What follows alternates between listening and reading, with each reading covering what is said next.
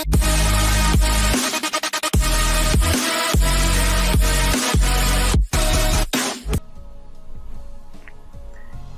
আমি যদি প্রিন্টের জন্য একটা ডকুমেন্ট তৈরি করেছি, এবার আমি যদি ওয়েবের জন্য একটা ডকুমেন্ট তৈরি করতে যাই, আমি আবার ফাইল মেনু থেকে নিউতে ক্লিক করলাম, আমি ওয়েব বা মোবাইল এই ধরনের প্রোফাইলে আসলাম। ধরুন আমি ওয়েবের জন্য একটি তৈরি করতে চাচ্ছি, আচ্ছা মোবাইলের জন্য একটি তৈরি করতে চাচ্ছি। এখন আমি ধরুন অ্যান্ড্রয়েডের একটা অ্যাপের ডিজাইন করতে চাই, সো আমি অ্যান্ড্রয়েড 180p সিলেক্ট করলাম এবং আমি এটার নাম দিলাম অ্যান্ড্রয়েড অ্যাপ ডিজাইন। সো আমার উইথ অ্যান্ড্রয়েড অ্যাপ সিলেক্ট করার সাথে সাথে 180 পিক্সেল ডিভাইড বাই 1920 পিক্সেলের যে ডিফল্ট সেটা আছে, আমি এখান থেকে হরিজন্টালে রাখলাম, ভার্টিক্যাল রাখলাম ওরিয়েন্টেশন, এবং আমার দেখুন এবার ডাইমেনশনের যে ইউনিট সেটা পিক্সেলে দেওয়া আছে। সো আমি এখানে আমার ব্লিডের দরকার নেই, আমি অ্যাডভান্স অপশন থেকে দেখুন আমার RGB কালার দেওয়া আছে, কারণ আমি এটা প্রিন্ট করছি না। প্রিন্টের জন্য CMYK আর ওয়েব বা ডিভাইসের জন্য আমার RGB। রেস্টার ইফেক্ট যেটা বলছিলাম যে প্রিন্টের জন্য আমার হাই থাকা দরকার, কিন্তু বাকিটার জন্য আমার দরকার নেই। এবং আমি ক্রিয়েটে ক্লিক করলে আমার একটা নতুন আরেকটা ডকুমেন্ট এবং আর্টবোর্ড তৈরি হয়ে গেল। সো আমি উপরে দুইটা ডকুমেন্ট বা দুইটা আর্টবোর্ড দেখতেছি, আমি এই দুইটাকে পাশাপাশি এইভাবে ক্লিক করে নিয়ে আমি আগে পরে করতে পারি। ট্যাবগুলো, ব্রাউজারের ট্যাবগুলো যেভাবে আমি আগে পরে করতে পারি, এখানেও তাই করতে পারি। সো দুইটা ডকুমেন্ট মোটামুটি একই রকম দেখতে, কিন্তু এই দুইটার মধ্যে পার্থক্য আছে। আমি পার্থক্য কিভাবে বুঝবো? আমি যদি উপরে দেখি যে A4 এর জন্য যেটা প্রিন্টের জন্য যেটা ছিল সেটা আমার CMYK কালার মোডে ছিল, আর অ্যান্ড্রয়েড অ্যাপের জন্য যেটা সেটা আমার RGB তে কালার মোড আছে। এবার আমি যদি হচ্ছে এখানে রুলারটা শো করি, রুলার শো করার জন্য ভিউতে ক্লিক করে রুলারসে ক্লিক করে শো রুলারসে ক্লিক করতে হবে, এবং আমি যদি উপরের যে রুলারের যে মেজারমেন্টটা দেখছেন এখানে যদি আমি রাইট ক্লিক করি, দেখতে পাচ্ছি আমার পিক্সেলে ইউনিটটা দেওয়া আছে অ্যান্ড্রয়েড অ্যাপের জন্য। আর যদি আমি A4 পেপারের জন্য যাই, সেক্ষেত্রে আমি ভিউ রুলার্স শো রুলার্স এবং আমি রাইট ক্লিক করি, পয়েন্টে দেওয়া আছে।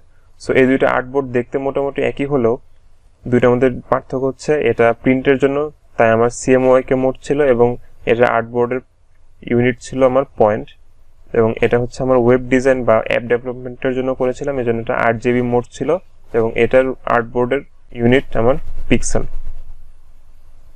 আমি ডকুমেন্ট বা আর্টবোর্ড তৈরি করে ফেলার পরে আমি চাইলে এটা ইচ্ছা মতো চেঞ্জ করতে পারি। এটার জন্য করতে হবে আমার উপরের ডকুমেন্ট সেটআপে ক্লিক করতে হবে, তাহলে আমার একটা ডায়লগ বক্স আসলো এবং এই ডায়লগ বক্স থেকে আমি যেমন পিক্সেলের ইউনিট, ব্লিড, তারপরে হচ্ছে আমার যেমন গ্রিডের সাইজ, কালার, এই ধরনের কিছু অপশন আমি চেঞ্জ করতে পারি।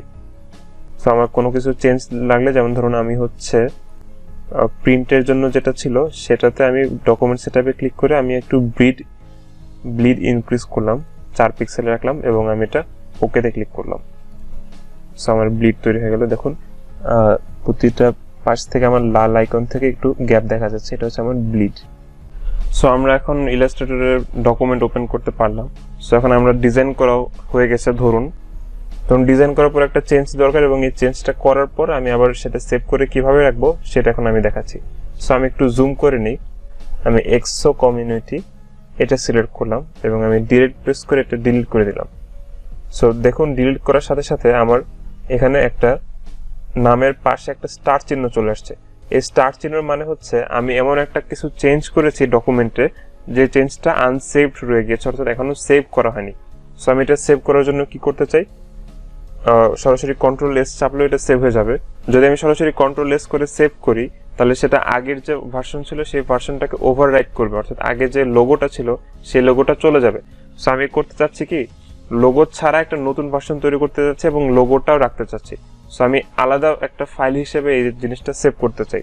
সো সেটা করার জন্য আমি করব কি, ফাইল মেনুতে ক্লিক করব এবং সেভ এস এ ক্লিক করব। সো এখন আমি জাস্ট ডেস্কটপে কভার ফটো ভার্সন 2 নাম দিব এবং এন্টার চাপবো। সো সেভে ক্লিক করলে এখন আমার একটা নতুন ডায়লগ বক্স আসবে এবং এই ডায়লগ বক্সে আমি কিছু জিনিস চেঞ্জ করতে পারি, যেমন হচ্ছে PDF কম্প্যাটিবল ফাইল তৈরি হবে কিনা, ICC প্রোফাইল এমবেড করতে পারবো কিনা, বা ভার্সন আমি যদি চাই কোনো আগের ভার্সন অনুযায়ী সেভ করে রাখবো ইলাস্ট্রেটর, তাহলে সেটাও করতে পারি। সো আমার মোটামুটি বেশিরভাগ সময় এই সব কিছু নাড়াচাড়া করার দরকার হয় না, আমি সরাসরি ওকেতে ক্লিক করব এবং এটা আমার নতুন নামে কভার ফটো ভার্সন 2 নামে সেভ হয়ে যাবে। এখন আমি যদি ফাইলে ক্লিক করি, ওপেন রিসেন্ট ফাইলে যাই এবং কভার ফটোতে ক্লিক করি, তাহলে আমার আগের ফাইলটা চলে আসছে। সো আমার কভার ফটো এবং কভার ফটো ভার্সন 2 নামের দুইটা আলাদা ফাইল আমার সেভ হয়ে গিয়েছে।